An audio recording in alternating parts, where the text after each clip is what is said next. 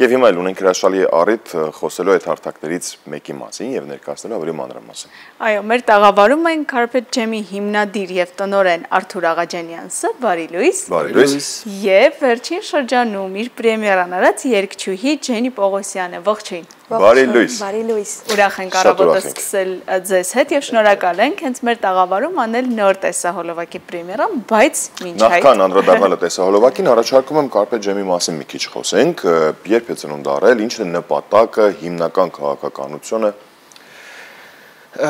Carpet Jam-ը սկսեց COVID-ի ժամանակ։ Ես շինարար եմ եղել 40 տարի Ամերիկա, եկա ստեղ, սիրարվա Երևանի վրա, հետ վերադարձա Ամերիկա ու մի ձև դիպրեսիա եկավ, մտածեցի ես պետք է գնամ Հայաստան, մի հատ ծրագիր, շինարարական ծրագիր անեմ ու Քանաքերավանում մի հատ մեծ հողամաս առեցի, ծրագիրներն էին քաշում, որ COVID եղավ։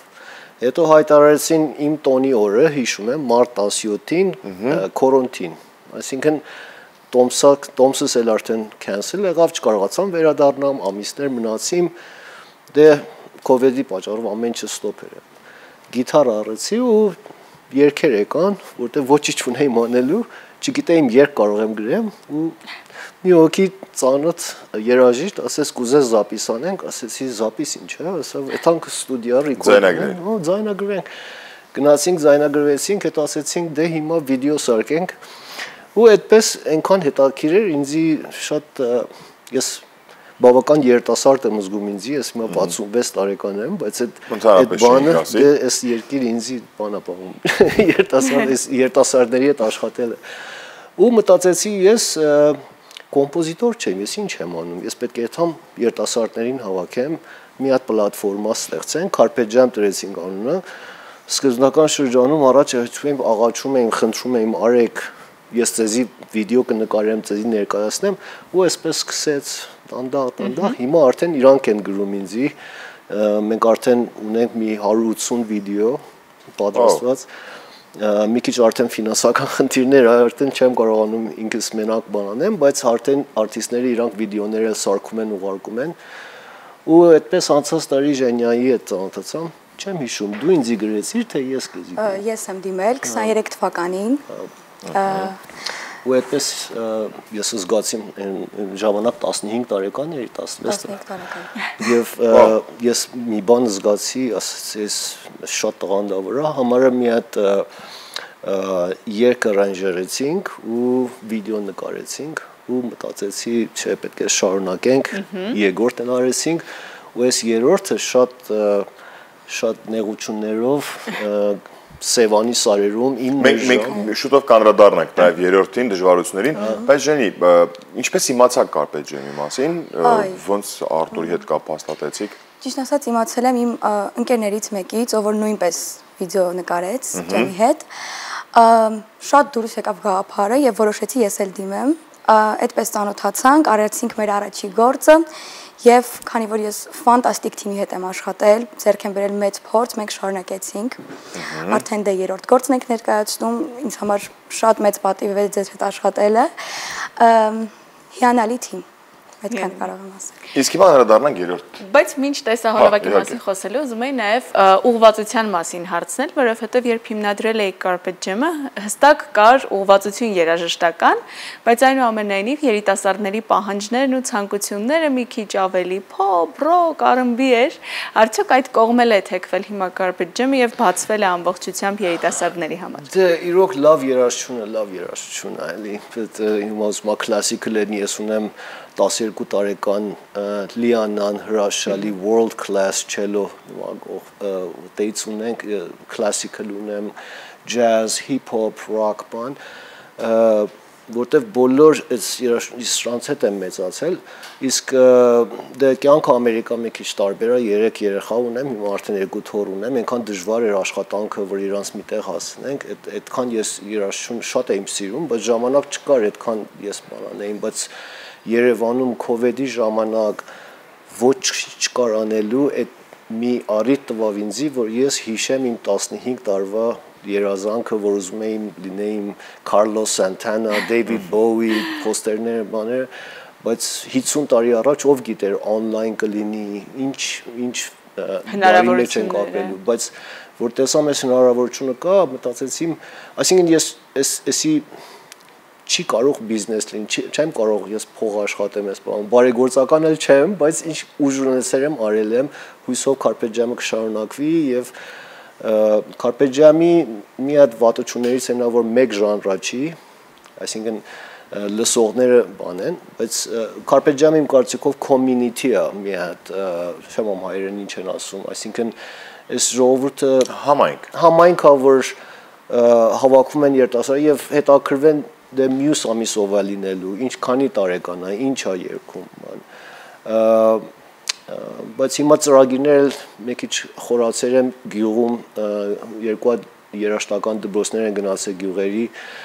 խմբից ղերկեր եմ, այնտեղ նկարել ենք, ձայնագրել ենք եւ իրանց ձայներով եւ գործիքի բաներով երգեր ենք պատրաստում, այդ իմ համար ժողովրդական նկատի ունեք։ Այո։ Այսինքն խումբը որ գնացել է գյուղերում հավաքելով նկարահանելու հիմնական ժողովրդականն եք ուզում այսպես ավելի ուզում եմ ակտիվացնել ցույց տամ որ ինչքան կարևոր է երաժշտական կրթությունը մեր կուլտուրական տեսակետից ինչքան է զարգացնում մեր երիտասարդներին այդ ուսումը չպիտի մոռանանք նրանք որ հետաքրված են իրանց առիթը ստեղծվի չգիտեմ ոնց կարող եմ այս շրանք ներկայացնեմ, կարող է TV-ներին դիմեմ, կարող է հենց Carpe Jam-ի հարտակում տնեմ, կարող է grant-եր ուզենամ բան foundation-ներին մասնակցեմ, տեսնեմ, կարող եմ գումար ստանամ, որ շարունակեմ այս ծրագիրներից։ Նորաստեղծ, նոր քայլեր սկսող երաժիշտներին, երիտասարդներին հարթակ է, որը հնարավորություն տալիս իրենց լավագույնս դրսևորելու, ներկայանալու։ Այո։ Այսինքն Carpe Jam-ի գաղափարը շատ բարի է, շատ լայն է, շատ տարբեր ձևերով կլինի իրան օգտագործել։ Հիմա հիմքը ես սարքեր եմ, որպես շինարար իր հիմքը սարքեր եմ, իր պատերը պիտի գնամ վերև։ Դա օգնություն պետք ունեմ։ Ինչի համար կեցեք դուք, այո, եթե մարդիկ կլինեն, կարծում եմ ձեր Facebook-յան էջով կարող են ձեզ գտնել, ձեզ դիմել, կամ YouTube-յան ալիքով կարող են էլի նույնպես կապի դուրս գալ։ Ժենի, երգի խոսքերն ումն են։